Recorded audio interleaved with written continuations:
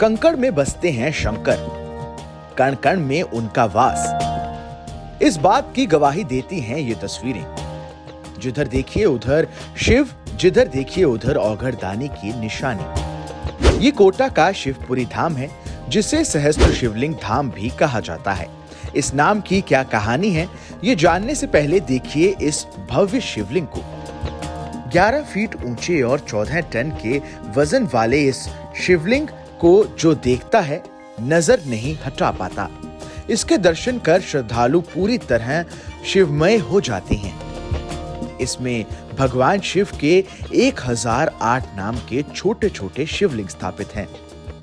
सहस्त्र शिवलिंग के अलावा यहाँ ओम आकार में बने हुए हैं 525 छोटे शिवलिंग, जो न केवल इसे अनूठा सौंदर्य दे रहे हैं, बल्कि भक्ति की ऊंचाइयों का भी एहसास कराते हैं।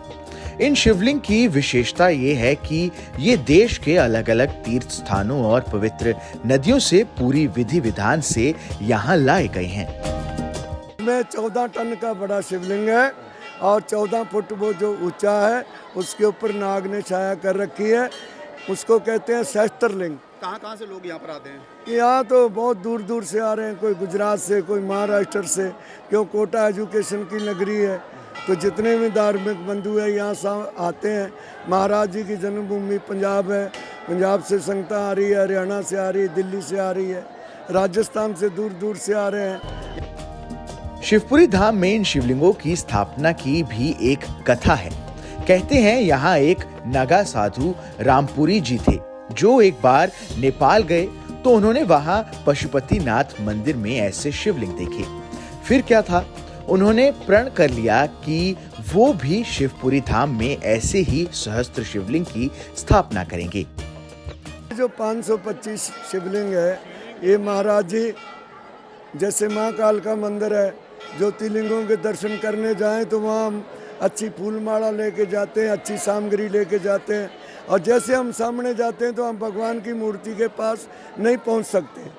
तो महाराज जी नेपाल गए, वहाँ काठमांडू में पशुपतिनाथ भगवान के पीछे बहुत सारे शिवलिंग थे, तो लोग वहाँ से जो पूजा नहीं कर पाते वो पीछे पूजा कर रहे थे। तो महाराज जी ने कहा हम कोटा में एक ऐसा धाम बनाएंगे। तो 525 शिवलिंग का संकल्प महाराज जी 1985 में लेकर आए।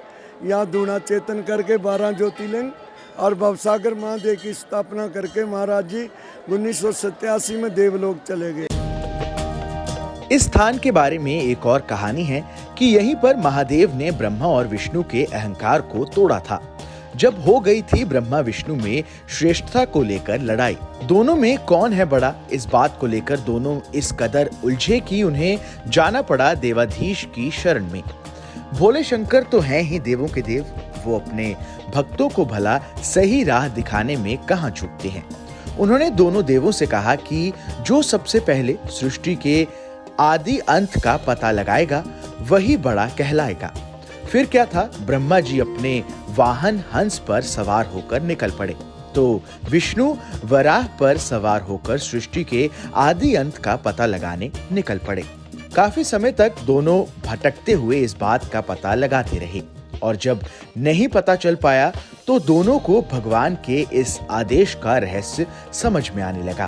दोनों वापस लौट कर आ गए और प्रभु के चरणों में नतमस्तक हो गए। यहाँ उनका अभिमान चूर चूर हो गया, और इसी जगह पर ब्रह्मा विष्णु ने शिव के सहस्त्र रूपों की पूजा की।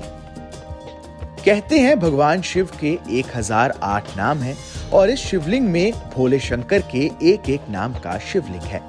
यही वजह है कि इस शिवलिंग की पूजा करने पर भक्तों को मिलता है सहस्त्र शिवलिंग की पूजा का फल। हेलो, यहाँ पे 525 शिवलिंग है, कोटा का फेमस टेम्पल है। हम हमारी जोड़ी के साथ में यहाँ पे पूजा करने आए। काफ़ी अच्छा लग रहा है, काफ़ी क्राउड है, और पापा जी ने यहाँ प्रसादी भी रखी है, हम प्रसादी भी कर रहे हैं। यहाँ पे टोटल 525 शिवलिंग है और हम लोग को बहुत अच्छा लग रहा है। हम लोग पहले भी आते रहते हैं। शिवपुरी धाम में प्रवेश करते ही आता है काल भैरव का मंदिर, जिसके पास मौजूद है एक सरोवर। यहीं से भक्त जल भरकर शिवलिंग पर चढ़ाते हैं। कहते हैं सहस्त्र शिवलिंग धाम पर मांगी गई मन्नत कभी अधूरी नहीं रहती। यहाँ महादेव हारों को सहारा देते हैं और दुखियारों को देते हैं खुशियों का आशीर्वाद। सहस्त्र शिवलिंग के पास ही एक कल्प वृक्ष भी मौजूद है, जिसके बारे में कहा जाता है कि उस वृक्ष की पूजा करने से भक्तों की हर मनोकामना पूरी होती है। इसलिए श्रद्धालु इस वृक्ष के नीचे आकर पूजा करते हैं।